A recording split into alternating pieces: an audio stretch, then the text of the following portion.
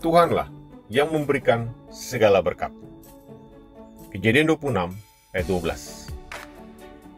Maka menaburlah Ishak di tanah itu, dan dalam tahun itu juga ia mendapat hasil 100 kali lipat, sebab ia diberkati Tuhan.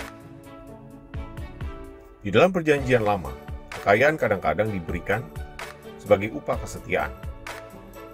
Di dalam perjanjian baru, sebaliknya, kekayaan pada umumnya dipandang sebagai sesuatu yang mungkin menghalangi hidup rohani dan penyerahan kepada Allah. Pandangan umum di antara orang Yahudi pada zaman perjanjian baru ialah bahwa menjadi kaya merupakan tanda dari anugerah khusus Allah, dan bahwa menjadi miskin merupakan tanda dari ketidaksetiaan pada pihak orang yang bersangkutan dan ketidaksenangan pada pihak Allah. Misalnya, orang Farisi berpikir demikian dan mencemoohkan Yesus karena kemiskinannya.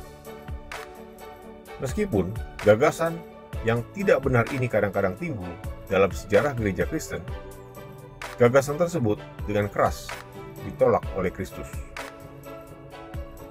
Alkitab juga menyebut ketamakan dan hal mengejar kekayaan sebagai penyembahan berhala yang berhubungan dengan roh-roh jahat. Oleh karena kuasa roh jahat dihubungkan dengan barang milik, keinginan akan kekayaan dan hal mengejar kekayaan seringkali menimbulkan perhambaan. Dalam pandangan Yesus, kekayaan merupakan suatu rintangan terhadap keselamatan dan kemuridan. Kekayaan memberi rasa keamanan yang palsu, menipu, dan menuntut kesetiaan penuh dari hati kita. Seringkali orang kaya hidup seakan-akan mereka tidak memerlukan Allah. Dengan mengejar kekayaan, kehidupan rohani mereka tercekik, dan mereka dibawa ke dalam pencobaan dan keinginan yang mencelakakan, yang mengakibatkan mereka meninggalkan iman yang menyelamatkan. Terlalu sering orang kaya mengambil keuntungan dari yang miskin. Oleh karena itu, orang Kristen hendaknya jangan ingin menjadi kaya.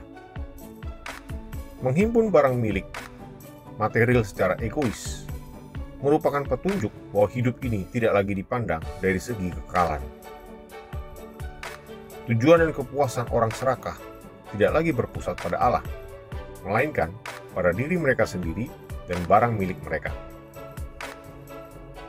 Tragedi istri Lot, misalnya, ialah karena ia menaruh kasih sayangnya pada sebuah kota duniawi dan bukan pada sebuah kota surgawi.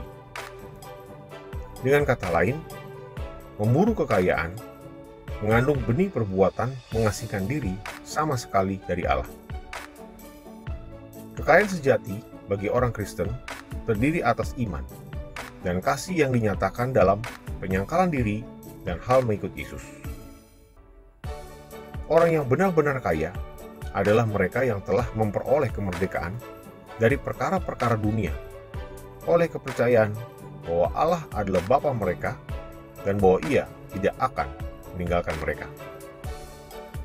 Orang Kristen tidak boleh berpegang erat kepada barang milik mereka sebagai kekayaan atau jaminan pribadi, tetapi mereka harus menyerahkan kekayaan mereka dan menempatkan semua sumber penghasilan mereka ke dalam tangan Tuhan untuk dipergunakan di dalam kerajaan-Nya, untuk memajukan maksud Kristus di bumi dan bagi keselamatan dan keperluan orang lain.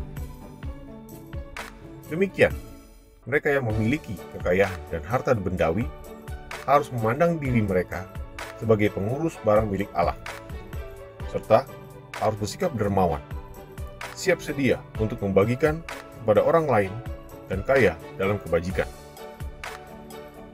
Setiap orang Kristen hendaknya menyelidiki hati dan keinginannya sendiri. Apakah saya seorang yang serakah? Apakah saya seorang yang mementingkan diri sendiri? Apakah saya menginginkan harta berlimpah-limpah?